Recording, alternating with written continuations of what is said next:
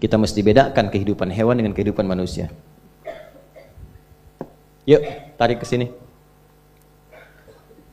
Bagaimana cara menjadi ulul albab yang kenal Allah? Teruskan ayat 191. Alladzina yadhkuruna Allaha qiyaman wa qu'udan wa 'ala junubihim. Satu, ada dua cara nanti untuk mengenal Allah dan untuk mendekat kepada Allah. Ada dua cara. Satu, ada yang disebut dengan zikir. Alladzina yadhkuruna Allaha qiyaman wa qu'udan wa 'ala.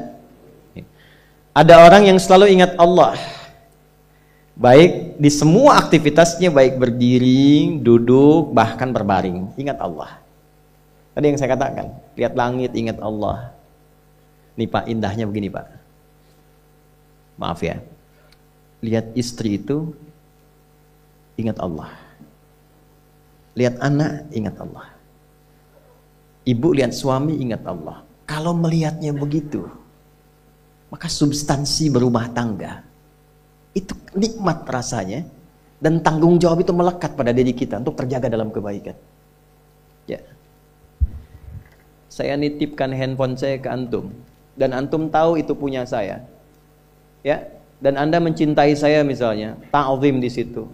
Mungkin nggak handphone itu ditempatkan di tempat yang tidak baik? Mungkin nggak anda taruh di lantai begitu saja? Demi Allah saya katakan, mungkin anda akan mencari tempat terbaik, disimpan di situ, dirapi-rapikan, dilap-lap, karena anda merasa itu punya saya yang dititipkan pada anda. Manusia saja bisa anda perlakukan demikian. Bagaimana ketika anda melihat anak itu amanah Allah, yang anda sebagai orang tuanya akan ditanya di kemudian hari. Maka kalau mau bersikap yang gak enak itu, gak bisa Pak kita lakukan. Mau bentak tuh gak bisa, mau marah tuh ditahan-tahan, ya. Dan itu dijaga. Lihat istri sebagai amanah Allah itu beda caranya dengan hanya melihat kemanusiaannya saja. Istri melihat suami sebagai amanah Allah akan lain. Ya. Makanya akan selalu sempat dan optimal merawat istri sendiri dibandingkan lihat-lihat istri orang. Begitu sebaiknya. Ibu pun tidak harus berharap, kenapa ya suami saya nggak seperti Ustadz? Harapan yang sia-sia. Sudah ada turunan hikmahnya. Nah itu ada latihannya. Latihannya apa? Alladzina yadhkurunallah, zikir. Jadi kalau zikir itu sudah kuat dalam diri kita, ya sudah menghadirkan esensi zikir dalam diri kita, yang dilihat semuanya itu semua anugerah Allah Subhanahu wa taala. Jadi saat dia gembira itu dia bersyukur, dan saat dia sedang mengalami duka dia bersabar. Semua sama sebagai ibadah. Ajaban li amril mu'min. Kalau sudah seperti itu, kata Nabi, perkara hidupnya mengagumkan, gak ada keluhan.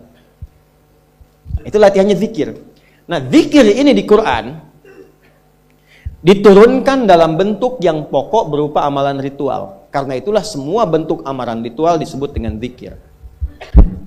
Jadi kalau kita ingin hadirkan sifat tadi, maka cara pertama tingkatkan ibadah ritual. Salat. Apalagi? Al-Quran. Saya ambil dua dulu lah supaya nggak banyak-banyak dulu. Yang pokok salat yang kita lakukan tiap hari. Tinggal kuantitas dan kualitas kita tingkatkan. Maaf, lihat sini baik-baik. Salat itu di Al-Quran disebut dengan zikir. Dalilnya Quran surah ke-20 ayat ke-14. Dan langsung disarikan dengan fungsi ibadah sebagai fungsi hidup kita. Sudah? Perhatikan baik-baik. Innani anallah la ilaha illa ana fa'budni wa aqimis salata lidzikri. Itu dalilnya. Sayalah Allah, kata Allah. La ilaha illa ana, tidak ada Tuhan yang layak dipertuhankan dan layak disembah kecuali saya, Allah. Allah. Bagaimana kenal Allah sebagai Tuhan? Ya, yang layak disembah, yang harus dipertuhankan, kenalnya bagaimana? Mendekatnya bagaimana? Fa'budni, sembah saya supaya kamu kenal saya, dekat dengan saya, tahu saya. Bagaimana caranya? Wa aqimis shalah, tunaikan salat. Jadi kalau pengen dekat dengan Allah, terkoneksi kepada Allah, tersambung, punya sifat tawakal yang kuat, nih tingkatkan salatnya, tambah. Makanya tiap hari kita sholat 5 waktu itu untuk membangun konektivitas dengan Allah. Sebab kalau sudah dekat, aksesnya pun terbuka semua. Itu maksudnya. Anda dekat dengan pimpinan, akses di perusahaannya kan mudah untuk diakses. Ya kan? Kita punya kenalan yang kuat, yang punya sesuatu, aksesnya mudah dibuka. Kita kenal Allah dan dekat dengan Allah, apa yang sulit bagi Allah? Dan ini kita yakin. Nah sekarang Allah kasih jalan.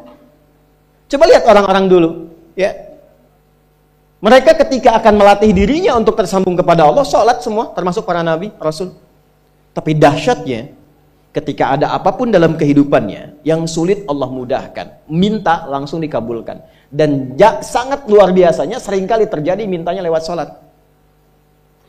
Nabi Zakaria itu kan dihukumi istrinya oleh medis itu menopause dan mandul, maaf, nggak mungkin punya keturunan. Kapan mintanya? Dalam sholat. Mohon sama Allah. Dan itu dikabulkan.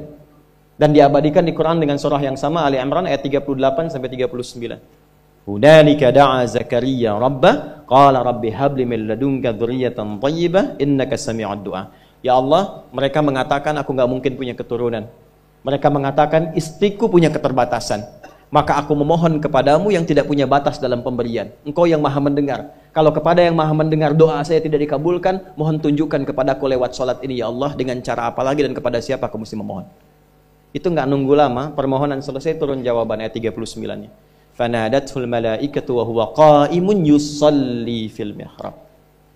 Turun malaikat mengabarkan engkau dapat kabar gembira akan punya anak, langsung namanya dikasih Allah Yahya. Annallaha yubasyiruka bi Yahya. Artinya hidup yang mustahil menurut manusia, lahir dari rahim seorang perempuan, maaf, yang divonis monopause dan mandul, bayi yang hidup, kata Allah nggak ada yang mustahil, lahir dan terjadi itu. Yahya, John, lahirlah. Kapan terjadinya? Saat sholat. Karena itu saat dipanggil sholat, itu isinya tuh kan doa semua. Silakan nggak cek, isinya doa semua. Dari mulai takbir, sujud sampai salam, isinya doa semua. Dan itu konektivitas kita dengan Allah, minta. Kapan itu bisa terkabul dengan cepat doanya? Kapan selesai urusan kita? Kalau koneksinya bagus. Makanya disebutnya zikir, yang terhubung, yang nyambung. Semakin kenal, semakin dekat, semakin mudah. Kadang belum minta, sudah diberi. Ada yang orang belum berucap, Allah sudah berikan. Sehingga ketika menghadapi masalah yang sama, ringan. Bukan nggak punya masalah. Akan dihadapi, diringankan oleh Allah. Masalah yang sama, ini sampai ribut, adu argumentasi. Orang ini cuma senyum, selesai. Betapa banyak masalah kecil diargumentasikan jadi besar. Akhirnya problem. Tapi tidak sedikit masalah besar dihempaskan di atas sajadah. Ketika koneksinya dengan Allah itu kuat, tiba-tiba hilang seketika, selesai. Makanya Nabi Yakub kalau punya masalah, yang beliau lakukan apa? Dia bentangkan sajadahnya, dia sholat, dia mohon kepada Allah.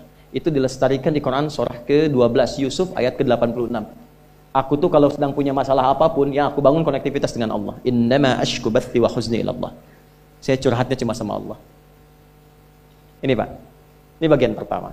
Nah, jadi kalau ingin semakin kuat, sampai ada masalah diringankan, mau kerja dibukakan pintunya, itu ada jenisnya. Yang pokok ada 5 waktu, 17 rakaat. Yang detil itu ada pada sunnahnya. Dan itu hebatnya dalam Islam. Dijelaskan caranya, disebutkan tujuannya, dan diterangkan hikmahnya. Contoh, kita sekarang jam berapa? Jam 9.20. Di waktu saat ini ada waktu sholat disebut dengan sholat duha. Duha itu dibagi 3. Ada awal duha, penguat zikir, pengganti seluruh bagian zikir di tubuh kita, yang disebut dengan syuruk. Itu kurang lebih jaraknya 1 jam setelah subuh. Jadi kalau tadi 4.45, ya 5.45 menjelang jam 6 itu masuk syuruk. Setelah itu masuk ke jam 8 sampai ke kurang jam 10 itu pertengahan duha. Pertengahan duha. Apa fungsinya? Di antaranya mempermudah rizki. Di antaranya. Bilangannya berapa? 2 sampai 4 rakaat bisa dikerjakan. Ya, dan harapannya apa? Bukan pada rizkinya. Ya, jadi jangan sampai motifnya cuma sekedar keduniawi, kurang tepat. Kenalkan kepada Allah, nanti biarkan janji yang disampaikan oleh lisan Rasulullah itu terjadi. Ya, jangan pada rizkinya, ini terbatas, cuma sampai situ. Tapi kalau kita minta sama Allah, dikasih jalannya tuh dari sisi yang tidak kita duga. Anda berhitung, Allah kasih hitungan. Anda tak berhitung, Allah kasih apa yang tidak pernah Anda hitung sebelumnya. Itu poinnya. Maka lakukan sholat, dekati. Itu yang disebut sholat duha. 2 rakaat, tambah lagi 2. Untuk kenal Allah. Kalau sudah merasakan dekat, sudah nyaman, sudah enak, muncullah kemudian kesan dalam hati. Terserah Allah mau kasih berapa. Yang penting sudah enak, sudah damai. Di titik itulah kemudian Allah limpahkan dari apa yang nggak pernah kita duga sebelumnya. Tiba-tiba keluar, kok ada telepon, dapat proyek, dapat macam-macam. Tapi tujuan sholatnya bukan untuk proyeknya. Buat kenal Allah, ulul albab ini. Kalau cuma pengen lancar, baru serabutnya. Kalau cuma pengen lulus proyek, itu baru daging luarnya. Ulul albab itu kenal Allahnya, sehingga dia tahu akses intinya tuh itu. Itu poinnya. Dan gak mahal. Emang kalau sholat duha di An-Nur bayar, Pak? Pakai biaya. Tuh, baiknya luar biasa. Sudah? Itu satu. Kalau mau lagi misalnya, ini yang paling dahsyat nih. Dibimbing kita sampai ke posisi terbaik di apapun itu. Jadi ayah terbaik, ibu terbaik. Ya, jadi karyawan strategis, di militer terbaik. Terbaik tuh gini, di tempat terbaik yang memuliakan tuh makom namanya. Makanya kuburan sering disebut makam kan? Ya kan? Maksudnya apa? Maksudnya Anda selama hidup berkaryalah yang baik, ibadah yang benar, sehingga Anda wafat pun terhormat. Ya, kata makom itu pertama kali di Al-Baqarah ayat 125, makom Ibrahim. Ya. Ketika Allah sampaikan dalam Al-Qur'an, didapatkan di situ makom Ibrahim, wa idz ja'alna al-baita matsabatan lin-nasi wa amna wattakhidhu min maqami Ibrahim. Makanya kalau kita tawaf, itu dari mulai Hajar Aswad kan sampingnya dekat sekitar 5 meter ada makom Ibrahim kan? Itu tapak kaki pertama beliau meninggikan pondasi Ka'bah, dan di situ diabadikan kemuliaannya sampai beliau wafat. Dikenal sampai sekarang. Ya, setelah sekian abad. Jadi kalau kita ingin terhormat dan masih dikenang sampai kapanpun, itu makom namanya. Tapi ada cara yang lebih hebat. Anda di posisi itu, lawan pun mengakui memang Anda yang pantas ada di situ. Itu namanya makom mahmudah. Makom mahmudah. Siapa yang bikin urutan 100 tokoh paling berpengaruh di dunia? Siapa? Saya tanya, yang nulis siapa namanya? 100.000? 200.000?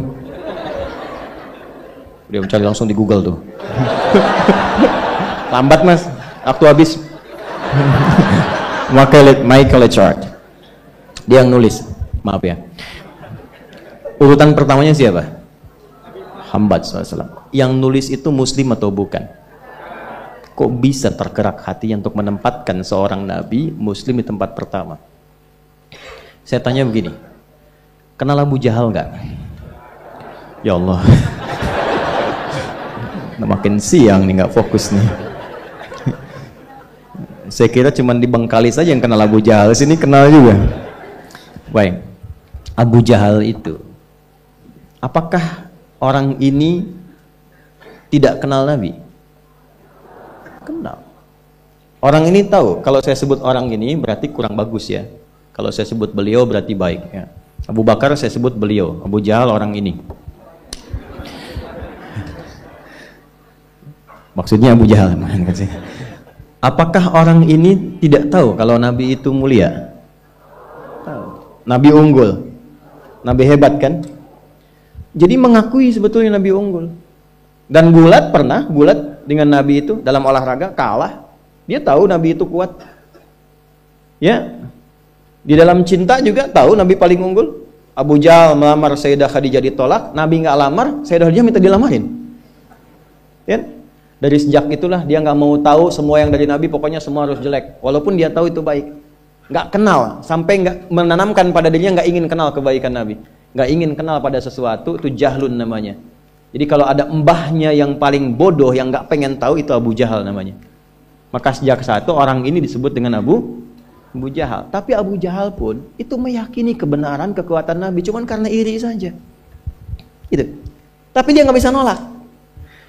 Menilai seseorang di tempat terbaik yang kita nggak bisa nolak dan mengakui memang dia orang yang terbaik, itu namanya maqam mahmudah. Tahukah Anda? Jalan untuk mencapai maqam mahmudah itu nggak akan mungkin kita dapatkan kecuali mendekati yang punya semua maqam, yaitu Allah Subhanahu wa Ta'ala. Dan jalannya lewat sholat. Itu lewat sholat. Tapi karena ini levelnya istimewa, tingkat tertinggi, ya prajurit pengen jadi komandan terhebat yang diakui, nggak ada orang nyoal. Di kepolisian pengen jadi pimpinan yang baik dan semua mengakui sehingga nggak ada yang nyoal. Di perusahaan pengen jadi pimpinan yang ideal, ya semua mengakui, nggak ada yang nolak. Itu maqam mahmudah. Jalannya apa? Ternyata nggak pakai uang, nggak pakai koneksi-koneksi yang tidak jelas. Koneksinya dibangun dengan Allah sehingga Allah melembutkan hati semua orang itu untuk menetapkan dia yang terbaik. Sholat. Karena levelnya tinggi, dinaikkan dari sekedar sholat fardu. Ditempatkan di waktu yang tidak biasa. Butuh pengorbanan, butuh perjuangan. Namanya tahajud. Turunlah Quran surah ke-17 ayat 79 sampai 81 itu. Quran surah 17 ayat 79 sampai 81. Ini poinnya. Wa minal laili fatahajjad bihi nafilatan laka asa ayyab'athaka rabbuka maqaman. Ini kan terjadi keanehan kan, ironinya. Anda pengen sukses, pengen tertinggi, Anda tahu Allah penentunya, Anda tahu Allah yang punya rizki, Allah punya kekuasaan, tapi Anda nggak mendekati Allah. Terus yang dipakai cara-cara salah, kenapa harus korupsi? Kenapa harus nyogok? Kalau SK-nya nggak Allah tetapkan, nggak akan turun juga. Dan sudah hukum, kalau ayah berbuat maksiat, itu anak istri pasti kena. Itu udah hukum. Makanya saya mohon deh, ya para ayah itu kalau mencari nafkah, cari yang benar. Kasihan anak Anda yang di SD, harus berhenti sekolah. Maaf, bukan anak Anda, maksud saya anak orang lah. Kenapa harus korupsi? Maka ketika ada tawaran sogokan yang nggak bagus, tuh yang dibayangkan tuh itu bukan cuma proyek jalan dapat uang banyak, tuh anak-anak tuh bahaya. Ke sekolah disebut anak koruptor, sedih. Istri nggak sanggup keluar belanja. Itu pikirkan, itu sudah hukum. Sudah hukum. Anak juga begitu. Kalau mau berperilaku, ingat orang tua. Sebab ketika tidak baik, orang tua pasti kena. Anak di sekolah berantem, yang dipanggil siapa? Orang tuanya. Itu selalu terikat. Di rumah tangga itu selalu begitu. Karena nafas itu terikat. Semua saling mengikat. Babnya itu jelas. Nah, balik ke sini. Kalau ingin tingkat yang tertinggi, dekati pemiliknya Allah ini. Makanya tuh harus punya itu. Itu ringan kalau sudah punya itu tuh. Allah, saya punya Allah. Kita mau apa? Takut hidup. Nabi ditodong pakai pedang. Siapa yang menyelamatkan Muhammad sekarang? Ringan Nabi jawab, Allah. Jatuh pedang tuh. Dibalik, kamu siapa yang menyelamatkan kamu? Bingung. Dan punya Allah itu luar biasa. Nah, ini yang harus tanamkan pada jiwa. Punya Allah sebagai Tuhan. Kalau sudah dekat, kenal, baik dengan itu, akses mudah semua. Dan yang paling indah itu apa? Menerima apa yang Allah tetapkan. Hari ini nggak dapat, alhamdulillah. Saya masih dikasih jalan. Alhamdulillah, besok belum dapat. Ada akumulasi, paham. Paham. Nah, itu nggak mungkin bisa dapat rasa itu. Salah satunya, ikhtiarnya apa? Nih, tahajud. Dan hebatnya kenapa sholatnya disebut tahajud? Tidak disebut sholat hajat. Ada hajat, ada tahajud, beda. Hajatun, hajada, hajadun, ada tahajjada ya tahajud, tahajud. Beda.